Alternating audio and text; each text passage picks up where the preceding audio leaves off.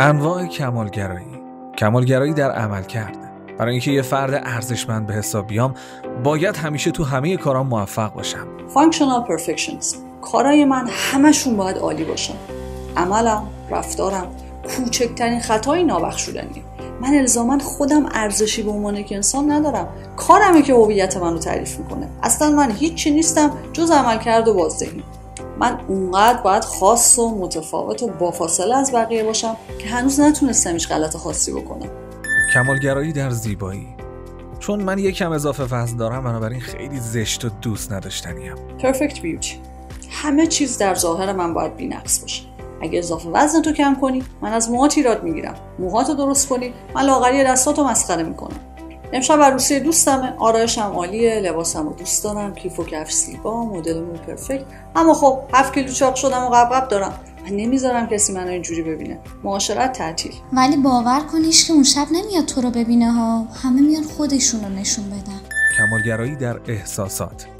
من همیشه باید خوشحال و شاد باشم. باید احساسات منفیمو کنترل و سرکوب کنم و هیچ وقت اضطراب و غم و افسردگی رو تجربه نکنم. Emotional perfections. من چه مرگم شده؟ 2 هفته پیش اضطراب داشتم، هفته پیش گریه کردم، پریروز بی‌حوصله بودم، دیروز با دوستم حسودیم شد، سرش داد زدم، امروز عصبانی‌ام. چطور به خودم اجازه میدم این همه حس بد و منفی رو داشته باشم؟ من همیشه باید خوب باشم، همیشه باید خوشحال باشم. چرا احساس خوشبختی ندارم؟ حتما بدبختم دیگه. همیشه باید راضی و امیدوار و با انگیزه باشم. آدمای موفق اینجوریان دیگه. کمالگرایی در عشق. 2 نفر که عاشق همدیگن هیچ وقت نباید بحث و مشاجره و دعوا داشته باشن یا اینکه از دست هم عصبانی بشن. Romantic perfections. میخوام باهات کات کنم. من و تو دیگه به دردم نمیخوریم. تو به خودت اجازه دادی به من اعتراض کنی. من سر داد زدم، تو با حرفام مخالفت کردی، من بدتر فوش دادم.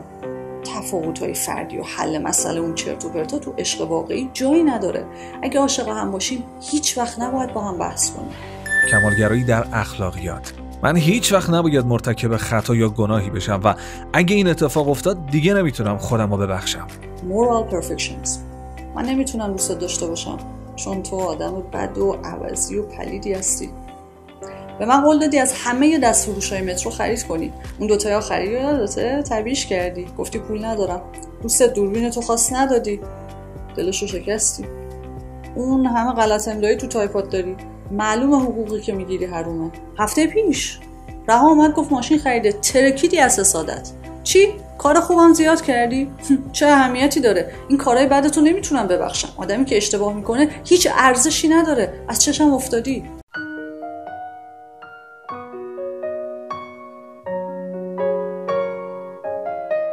کلام آخر. میخوام یه رازی رو بهتون بگم.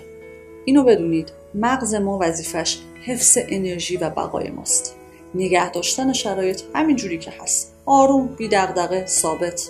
و اولویتش اصلا این نیست که صبح 5 صبح بریم تمرین تا قهرمان 2 بشیم، درس بخونیم، دانشگاه قبول شیم، خودمون رو به سختی بندازیم تا خونه بخریم. چون این کارا انرژی میبره، سخته و ثبات شرایط رو به هم میزنه. ذهن خیلی طرفدارش نیست. به محض اینکه احساس کنه قرار اونو به کار و تلاش و مصرف انرژی بندازیم، بازیاشو شروع میکنه. یکی از بازیاشم همین کمالگراییه. بابا حالا تو کی هستی؟ به فرضاً پولاتو جمع کردی، پرشیا خریدی، بدبخت مردم بی ام و سوارن، اصلا کلا ماشین نخر. بابا تو الان 10 کیلو هم کم کنی بازم مالی نیستی. بینی تو میخوای چیکار کنی ها؟